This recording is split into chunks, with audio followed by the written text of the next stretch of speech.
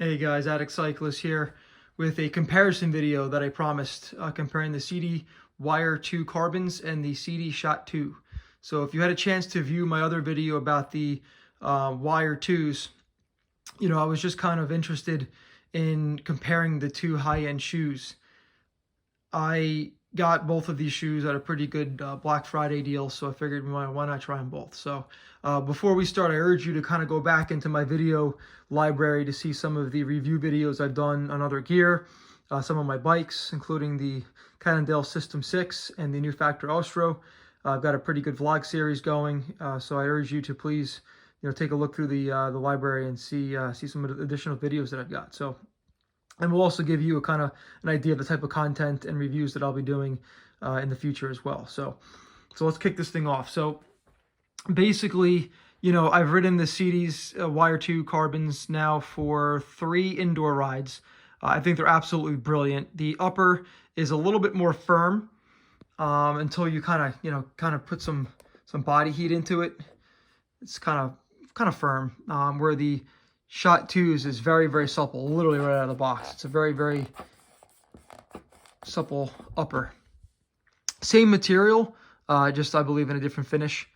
So one of the immediate things that I felt, if I'm comparing the two, was the reason why I got the Shot to try was I was curious to see what it would feel like if I didn't have the instep strap. So it does kind of keep it pretty snug up top here. There's not a lot of real estate to have up against your ankle. But what I noticed with the Shot 2s is that it felt very similar to the 60s that I had.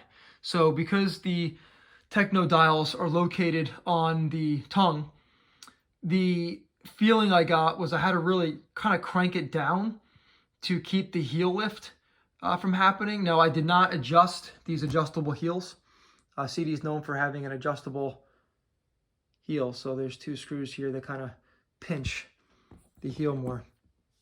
So I did not do that, but I noticed that to get this shoe to fit snug, I had to kind of dial down the techno dials. And this shoe has a pretty thick padding that runs the full length of the tongue and kind of ends right around here.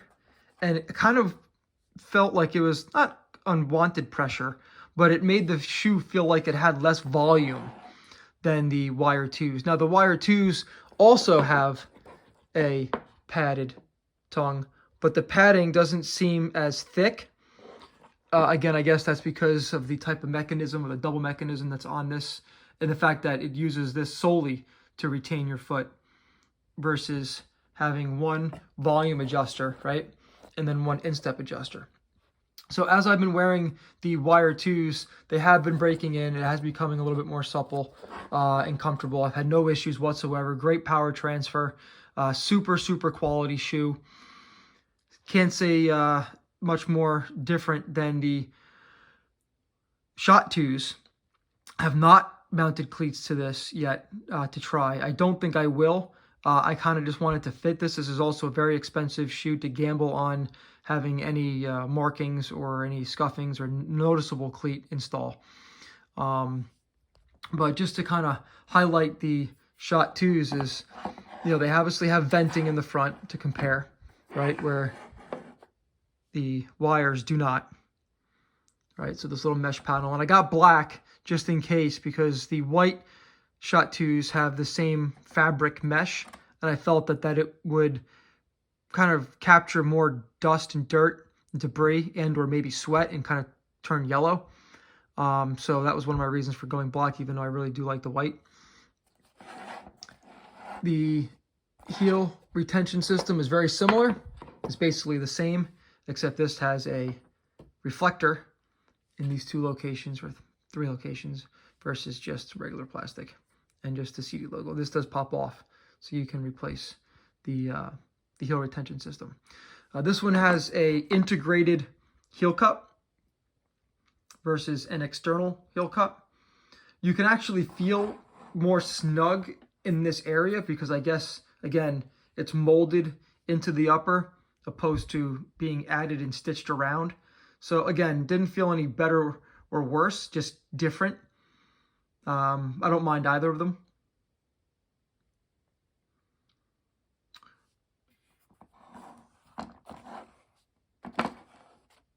Comparing the height and volume is pretty noticeable. So it feels like the wire 2s have a little bit more height inside the shoe. I don't know if you'll be able to tell from the video or the angle, but it just feels like these are a lower profile than the wire 2s. So I immediately feel that I have more play, more room in the wire 2s versus the shot 2s. This shoe also, the shot, going back and forth with these names here, is also more form-fitting. It seems a little bit narrower, not that there's any pressure, but it just feels like it's a more narrow shoe. So again, lower volume in the height and a little bit more narrow in the width. It does feel more supple when you put your foot in, so your foot does expand a little easier initially out of the box with the shot 2s, where the wires, they do kind of need some body heat to generate a little bit more suppleness to the uppers. So again, minor things. Just wanted to compare these two because I think if you're watching this video, these are probably the shoes that you want to know about most. So to have these two side by side is pretty cool. So comparing the outer soles. Now, this is a redesigned sole from Sidi. They kind of incorporated more of a power box in the forefoot area. I'm just reading some of the talking points that were online. Obviously more venting, and those plastic pieces on the toe and the heel outside of just the actual pads themselves are completely replaceable. So a lot of these areas are prone to, chips, gashes, messing up the beautiful carbon. So a little bit different carbon layup as well. It does have fore and aft adjustment in the cleat positioning, about 5 millimeters, I believe I read on Sidi's site, where the wire 2 does not have any adjustment. But if you saw my previous video, it seems to be in a pretty good neutral position. So I don't need any plates to extend the cleat, the SPDSLs further back. So I'm happy about that. I do kind of like the gloss carbon. I don't know, it just kind of looks premium. You can see the midfoot vent. There's also some venting on the heels here. And this toe vent you can actually close. So obviously you can see that it slides there. So kind of neat. Where the shot 2, there is no closing mechanism. A very well vented shoe. Does have more venting on the upper than the wire 2s.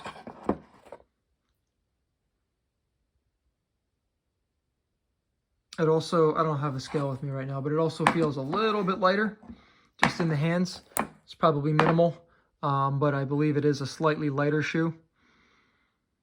You'll notice that the instep here has quite a bit of real estate for your instep to flex. But like I said, because I guess the instep strap, or lack thereof, is not there, you are required, at least for my foot shape, to dial these down a little more, kind of creating a tighter fitting shoe. Possibly even if you do adjust the heels. Again, I'm going to play with them to see exactly, what it would take to keep the heel from lifting. But this, right out of the box, your heel goes nowhere.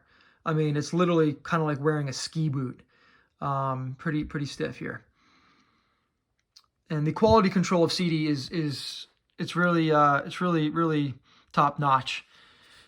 I had a pair of Lakes CX332s. I've sent 2 of them back. One of them, the inner last had a piece of fabric from the upper on the inside that was laying across where the footbed would go, lifting. It was like lifting the outer edge, causing a pressure point. So when that got replaced under warranty, the second set I got, the cleat holes on the left and right shoe did not match. So one of my shoes, the cleat holes were literally almost touching the edge here. And then the other one was more like in this neutral position. So I couldn't get my cleats dialed in the same because I really needed them to kind of line up equally. They're basically, you know, in terms of my Q factor, it was kind of throwing it off a little bit. So one of the cleats was hanging off the side even more than it should have, and it was almost so much where when I put power down, it was like flexing, you know, in the pedal cavity. So you know, I got my third pair and they felt great. If you want to go back and look at one of the reasons why I chose them and decided not to stick with them, again, you'll find that in the video library. But just kind of wanted to have these two side by side. You know, I made my decision. As of right now, I'm definitely keeping the Wire 2s. They're a little bit cheaper, a little bit more volume in terms of height volume. It feels like there's about equal, maybe a little bit more volume in the width.